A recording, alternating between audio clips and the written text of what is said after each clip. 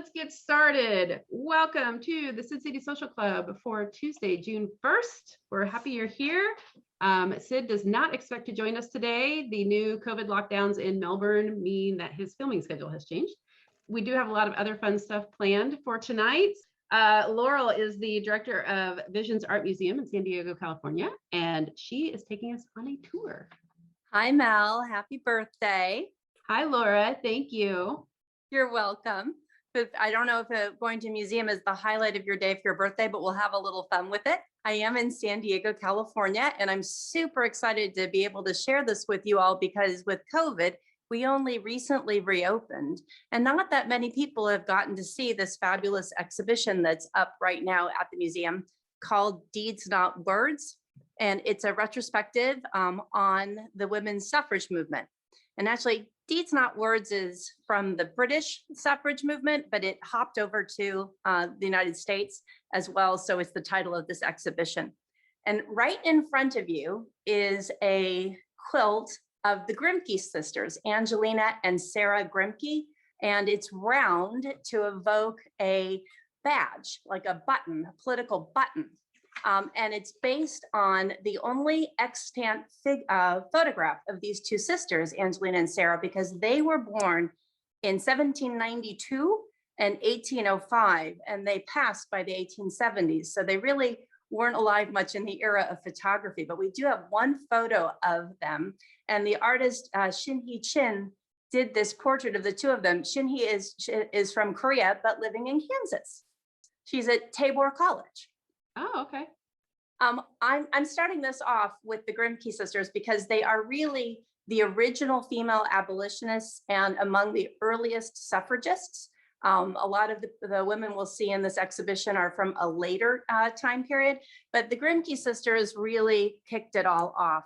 They were from South Carolina. They were daughters of a slave owner and an ardent proponent of slavery, and also an ardent proponent of the subjugation of women. So they said, okay, Dad, we're moving to Pennsylvania. We are becoming Quakers and we're not coming home. And they campaigned for abolitionism and for suffrage movement for all of their lives, and didn't live to see suffrage come to its fruition, but they fought for it all their lives and were at the Seneca Falls Conference in 1848. I love this quilt in part because when we think of textile art, as to say, at this museum, everything is textile or fiber art. And textile art and fiber art is generally seen as women's work, and for a long time wasn't really valued as fine art. And when you look at this one, I just love what Shin-hee does, because she takes women's work, which is stitching, and then she just kind of goes crazy with it. Oh. If you can see, the eye, and she's got just stitches that are going wild, and some are, I don't know if you can see, but some are coming off of the fabric as well. And she's also taken this with the circle, and she has part of this quotation, "We abolition women are turning the world upside down." She has that upside down simply for the reason that they were, in fact, turning the world upside down. This starts with a photograph that was printed onto cotton. Casey was mentioning earlier print to canvas, and there's a lot of print to silk and print to cotton going on in the fiber art world right now, where you start with an image printed onto the fabric, and then it's called surface design. You mess with the surface, you paint with it, you distress it, you add stitch to it, this, that, and the other thing to get a multi-layered artwork at the end. So this is the Grimke sisters. If anyone has any questions, put them into the chat, and Mel or Casey will shout them out. And also Mel and Casey are going to keep me going on time, because I was a history professor earlier on, and I could just go on and on about this for more than you probably want me to. So I'm going to pan around so you can see a little bit more of this exhibition. It's got about 40 works in it, but we're only going to look at a handful. The two that are right in front of you, on my left is Amelia Bloomer, and on my right is Jane Addams. Amelia Bloomer is famous because of bloomers. She was the leader in the reform of dress movement.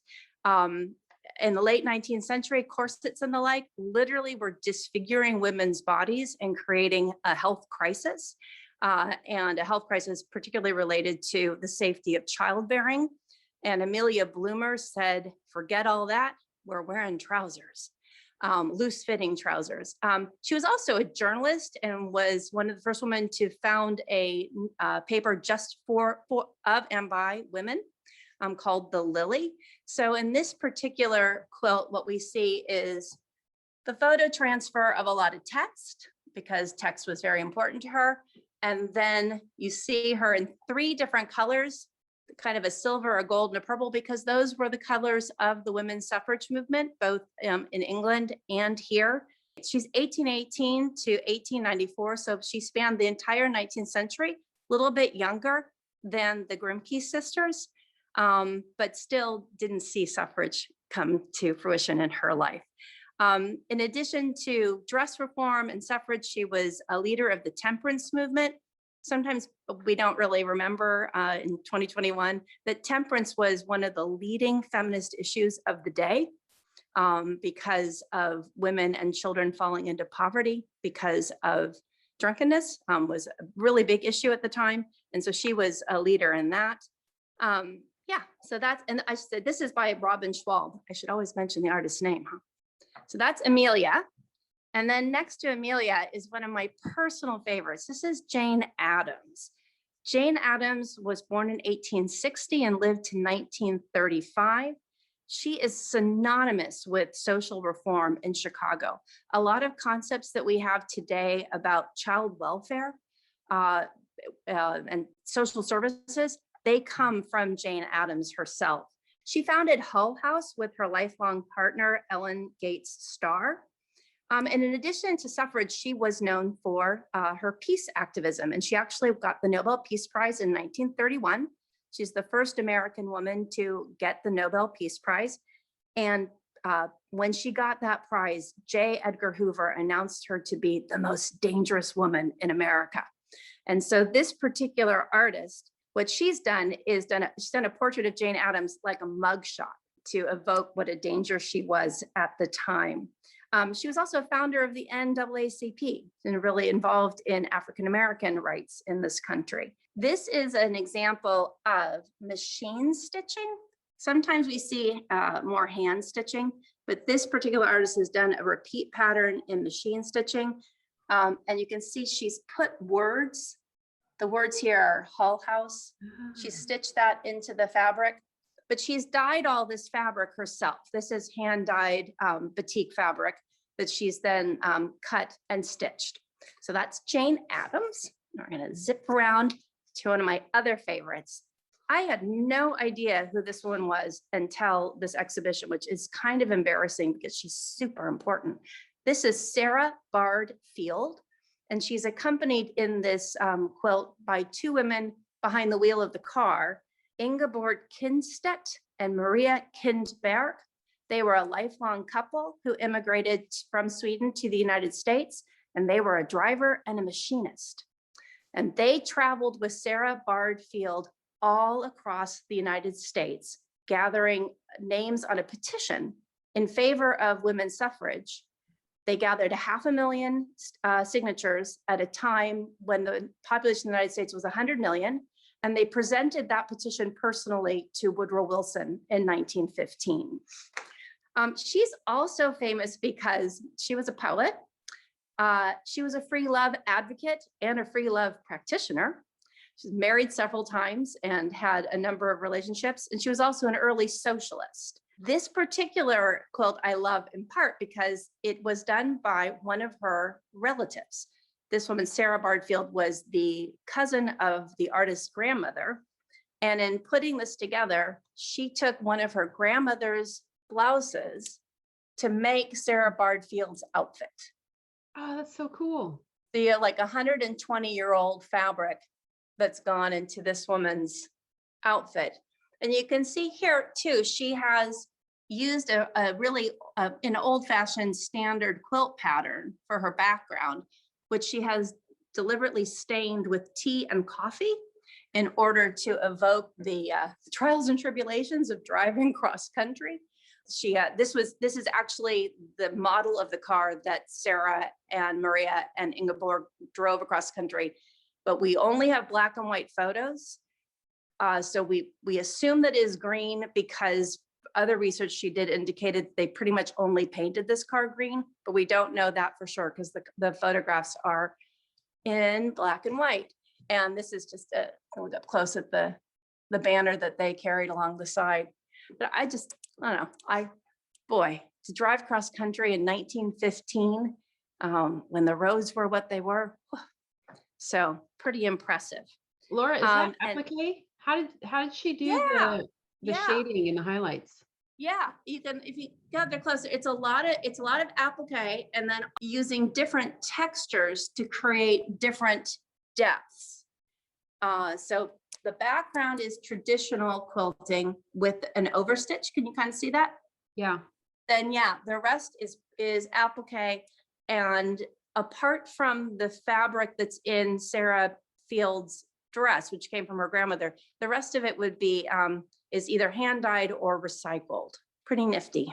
Yeah. And now we're gonna turn and show you my absolute favorite. This is Catherine McCormick, and Catherine McCormick in this art quilt is wearing her typical feather boa. She was known for feather boas. She was also known for her hats, but you'll notice there's no feather on this hat because when she was an undergraduate at MIT, she successfully campaigned to the university that women not have to wear hats in their labs because they presented a fire hazard. And they relented on the rule that women had to wear hats and abolished that rule. So she was making a mark all the way already when she was 18 years old and at MIT as a woman there. It must have been crazy actually to be a woman at MIT at that point. She was born in 1875 and died in 1967.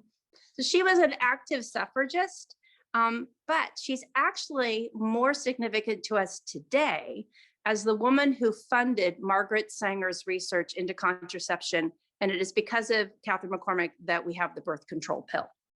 Wow. She married a man named Cyrus McCormick, who was the heir of the International Harvester fortune.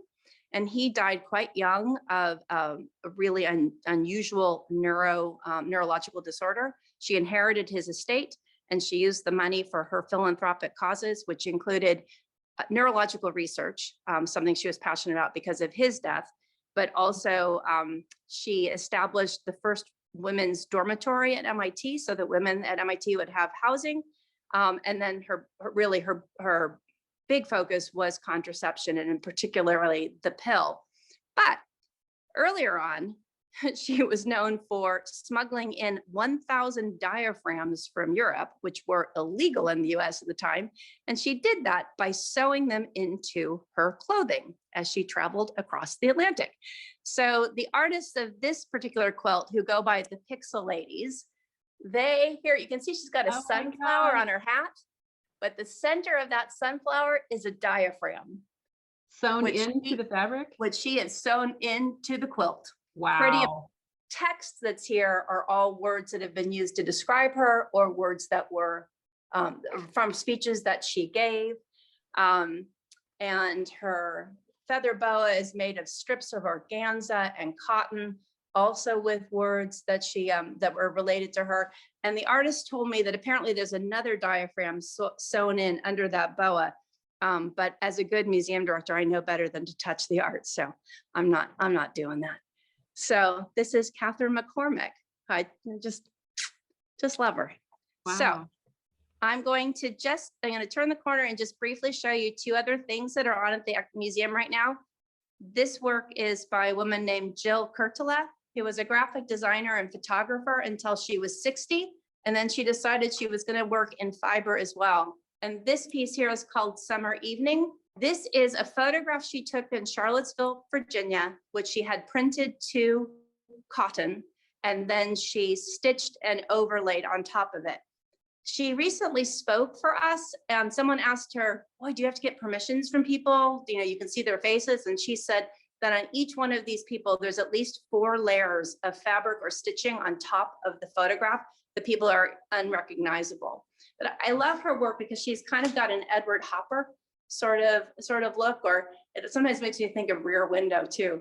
but I'm just going to take you up close to this charming, sorry, I'm creating my own shadow, but this charming little girl with her ice cream cone on a hot summer night in Charlottesville. You can see how tightly stitched she is. And then also Jill also paints on top, and look at the cute little dog looking at, he wants that. He wants that ice cream cone. She's just a fascinating person. Each one of her works takes between 2 and 6 months, depending upon how many she's working on at once.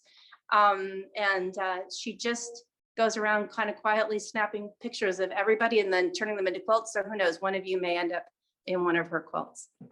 And let me just to round this out, I just want to show you the work of Carolyn Harper. It's a different type of portraiture. Carolyn Harper is an artist working in Philadelphia who is a batik artist. She makes her own fabric and then also does some stitching, but she's really more about painting and dyeing in the fabric. And her mission is to go among the unhoused in Philadelphia and do their portraits. She works with different agencies in Philadelphia and to reach out to people. She formally requests that permission to do a portrait. And then after she does, she pays the sitter for the portrait as well. And then she also tries to give some version of the art back to the person featured in the portrait. But she said when she goes back to find the person after she's completed the work, often she cannot find that person. And sometimes it's a good news story that they've actually moved into housing and are no longer on the street. And sometimes they're simply have disappeared. So this is Raymond and Zorel, and this is Lemuel. I'll just get up close so you can see. I mean, oh, sorry, like my bell's going off. Because I think you guys are all familiar with batik, I think, but not the way she does it. The fineness of the stroke and the delicacy and the intricacy is a little bit unusual. And she's just got minimal stitching, but she uses the different colors of fabric to evoke the depth and shading in the faces. It's just really moved by her work. And we plan things at the gallery 2 to 3 years in advance. So when we first invited her to come and show some of her work, there's some smaller portraits of children over here. When we first invited her to come, the idea was that we were going to do a series of portraits with homeless in San Diego. San Diego has the 6th largest homeless population in the United States. And we thought it'd be really great if we could bring artists together to do portraits here. But because of COVID, we got the exhibition, but we didn't get Carolyn to be able to come out and do a project, unfortunately. And that's it, Mel. I can sign off. If there are any questions, I'm happy to take them. That's amazing. I think we've got a lot of people who want to ask questions or comment. Let me start things off and ask you, how did you select which pieces to show us? So the show itself is curated by 2 very well-known curators and fiber artists in honor of the 100th anniversary of suffrage. So it's a traveling show that came to us, and it's got about 40 pieces. So how did I pick was the women that I just shared with you about are all suffragists, but they all were reformers in a broader definition. They all had passion for children, for the impoverished, for immigrants. They all were advocates of the right to love whom you love, and the right to be who you be, and not as openly as we would be today about that, but they were all advocating for that. And well, some were gay and all were tolerant of that. So I wanted to highlight that for our group, because I think that's a story that we're only starting to tell right now with any truth to it. So that was important. I started out with the Grimke sisters because they're among the earliest abolitionists, and also they're personal favorites of mine. I did my dissertation ages ago on abolitionism, anti-slavery and abolitionism. And I've always been impressed by them because they literally gave everything in their life up in order to speak that truth. They lost their family. They gained a lot too, but they gave up a lot. So I appreciate them. Well, they're spectacular pieces and such a variety of media, considering it's all textile and also style. So thank you very much for sharing that with us. Do we have anybody else who wants to jump in and ask a question or make a comment? Hi, I just wanted to say thank you so much. This was so interesting. And I knew a lot. I thought I knew a lot about the history of women's suffrage and civil rights in America, but I learned about so many new people today. So thank you. Oh, you're welcome. And the art was really cool too. Okay, anybody else? This is at your museum right now. Is this just going to be a local thing there, or is it actually, might it travel to other places? This is, I'm moving around so you can see other pieces that I didn't talk about. It's traveling. We're the third place to have it. And it will be traveling all around the country for the next 2 years. If you Google Deeds Not Words textile art, I think if you just do Deeds Not Words, you're going to get everything under the sun. But if you Google Deeds Not Words and then add textile or art quilt, or New England Quilt Museum, it started at the New England Quilt Museum. If you Google any of that, you can probably find the schedule. Oh, great, thanks. It's really interesting. But you can see this one, lots of buttons, and there's a lot of texture going on in that one. A lot of 3D, but none as 3D as that one of Catherine McCormick, where the feather boa jumps off the wall at you, and nothing with quite as much humor as stitching the diaphragm right into the quilt. That was clever. Mars, did you have a question? I thought I saw to your left or right a donation box. Is there a website somewhere where we can donate? Oh, jeepers. I did that. Just so everyone knows, I did not pay Mars to say that. Thank you, Mars. Yes. Maybe Casey or someone can put it into the chat, but it's www.visions, VISIONS, artmuseum.org, visionsartmuseum.org. And we are completely philanthropically funded, and any and all gifts are welcome. I saw, the hand went down. Sorry, that's me. I'm just wondering. Okay. If is everything we saw, do they all qualify as quilts? Like, yeah, it's mostly yeah. It's every subculture has its raging debate, and among textile artists, there's a raging debate over what constitutes an art quilt. I've been in this job 2 years and 2 months, and it's already changed once. So basically, the definition of an art quilt now is 2 layers stitched. So just have 2 layers of fabric, and it has to be stitched either by hand or by machine.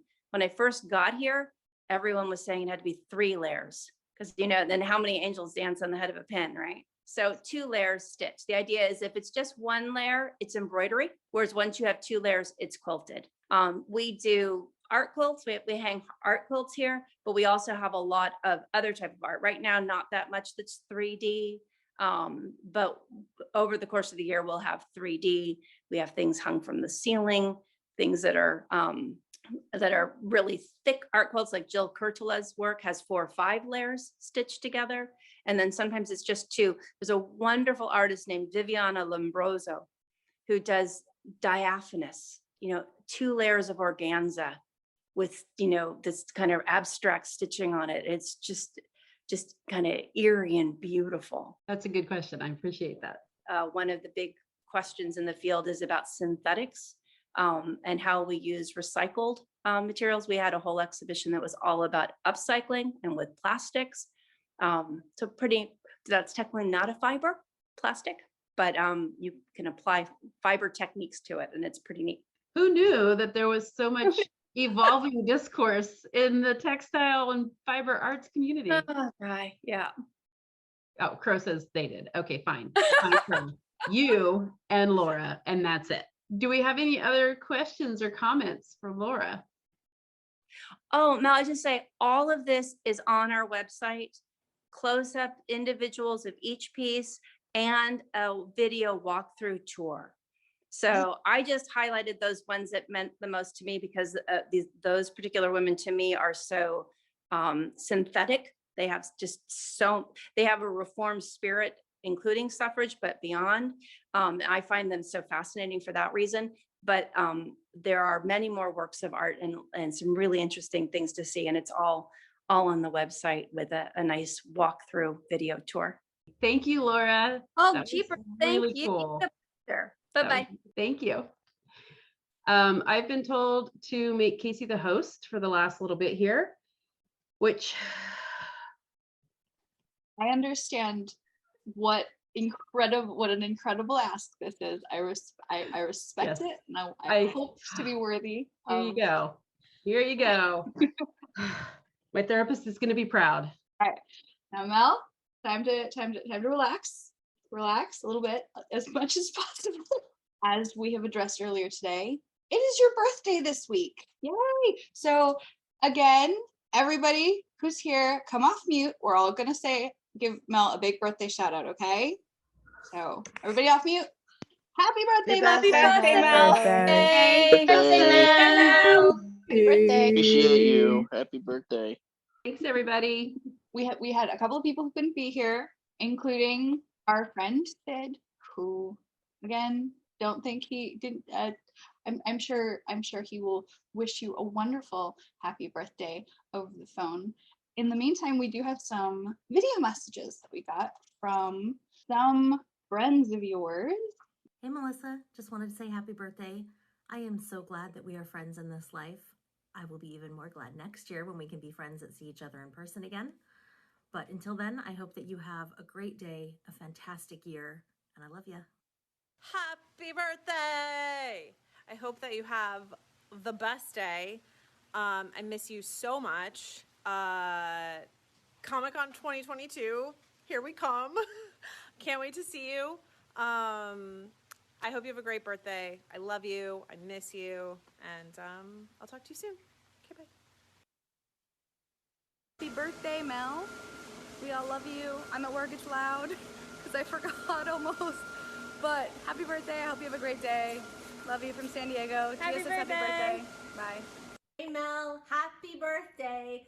I heard from some people who admire you, love you, care about you, who say that you do so much for other people. They would like to show you, via me, I guess, how much they appreciate you. So, from me to you, and from everybody else to you, happy, happy, happy birthday. Thank you for being such a bright light and a joy in people's lives. Thank you for giving so much. Thank you for being you, and I hope you have the best year ever.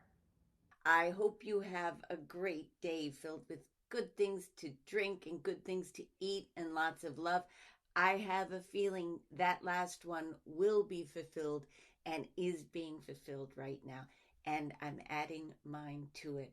And if we ever meet in person, which it's weird that it hasn't happened, it feels like it has, I have a hug right here, Mel, for you. And if it's safe to do so, I am definitely giving it to you. Happy birthday. Hi, Melissa. This is George Winston. I wanted to wish you a happy birthday and say thank you for all the great work you're doing.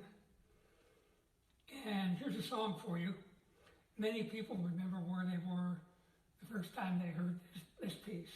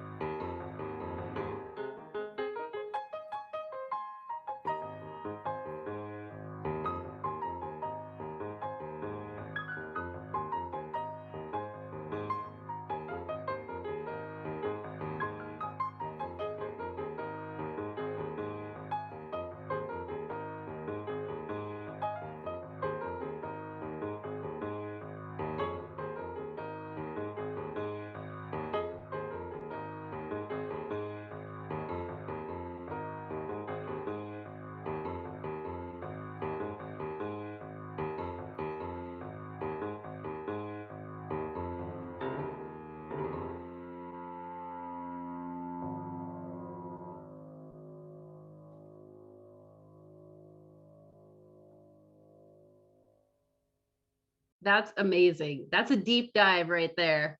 So we had a nice spectrum of well wishes for you today. Yes, I love it. Thank you. Oh my gosh, I cannot believe you got George Winston. The jazziest of peanuts. Yes, the jazziest. I can't believe you played the whole thing through. Oh, George Winston is my favorite musician. Elmy and Amy are gonna talk about something real fast. So Mel, after this entire year, after everything you've done, like we wanted to give you a gift, but we knew you would not accept something for yourself.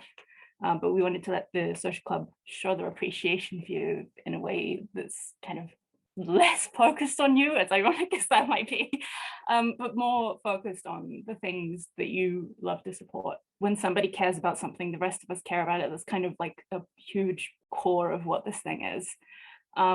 I just wanted to ask you, would you mind telling us a little bit about the local Meals on Wheels thing that you like to support, also known as the North Central Flint Hills Area Agency on Aging? Yes, but it's friendship meals here because I guess Meals on Wheels was too sterile, too corporate, so they call it friendship meals here. So yeah, it's our local Meals on Wheels organization that's run through the extremely long name Council on Aging. That I volunteer once a week. I volunteer on Thursdays to deliver meals. I have a regular route and I check in on all of my people. I've been volunteering there for about 5 years, I think. I get a lot out of it because it gets me out of my head. Usually by Thursdays, I am pretty drained. So this gets me out of the house for an hour. And feeding people is my love language. So this just ties right in with that. If you're getting Meals on Wheels, normally that means that you can't really afford much. Like you're on a fixed income. You're homebound, you're ill or disabled. I get a lot out of it, and I know that the people that we deliver the meals to do as well. Mm-hmm. Well, if feeding people is your love language, yes, then yes, I feel like yeah, it is going to probably feed a lot of people. Oh my gosh, you guys! Oh my gosh! Wow. Elmy and I launched this thinking we could raise like $300 maybe, like that'd be a good goal, and we hit that goal in about 8 hours. We launched it at like 3 in the morning, and I woke up with a message from Elmy saying we may need to raise our goal.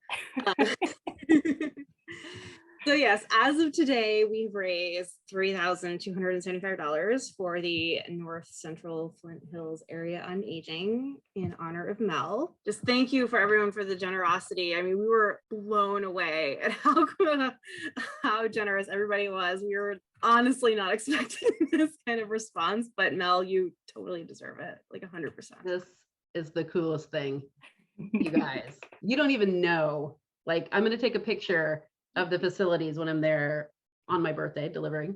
This is going to feed people for like a month.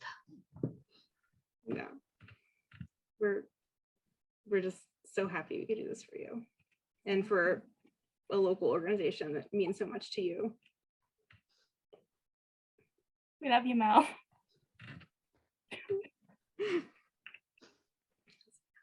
I almost told you not to wear mascara today. Oh, it's waterproof. It's okay. I told it to wear waterproof mascara. All my mascara is waterproof. I'm a crier. But this is just, I'm just thinking about all of the people that this is going to help. So thank you. Happy birthday. We love you. You've done amazing, amazing things this past year, and on your own time, along with doing stuff for all of the people in your community. So Elmy and Amy thought it was the best way to give back to you was to give back to the people around you. It is. It is. Thank you. You're welcome. If Christy or Renee or any of the older people Such a couple no, people. I was gonna say people, old school people from SCSC, but I'm like, it's been over a year, guys. Yeah. We're all old school at this point. The OGs. That's not fair. We have to follow GoFundMe. That's not fair. Sorry. We were coming up like after the videos, and I was like, oh great, now we have to follow George Winston. No, we get to follow the money. You get to make the be the palate cleanser after the tears. I asked them what they wanted me to do for you, if they wanted something more than just me saying happy birthday and thank you for 20 years of friendship and putting up with me and bringing me along in all this this wonderful and weird world that we share. That's my message to you, is just happy birthday, fellow Gemini, and again, thank you for keeping me around and and continuing to do this. And even though it is so much on you, and it's amazing that you're able to keep this going after so many years. So well, thank you for hanging in there with me through all of the forums and different things that we tried. Renee. Happy birthday, Mel. You are amazing. You are super special. Nobody could do what you do. I don't have any words for what you have created, what you have fostered, what you have built. This is just, it's a phenomenal place. I love it. I love you. I think you're an amazing person, and cheers to you. Thank you, Renee. Thank you for being the cheerleader early on when I was trying to figure out what we were going to do, how to make Sid's vision a reality. I'll always be your cheerleader. Well, thank you, you guys. That was very, very sweet and very much appreciated. Thank you. You are welcome. Thank you, Mel, for everything. I'm going to give you your meeting back. Thank you. You guys don't even know. We're all proud of you. For 21 minutes. Not that I was counting.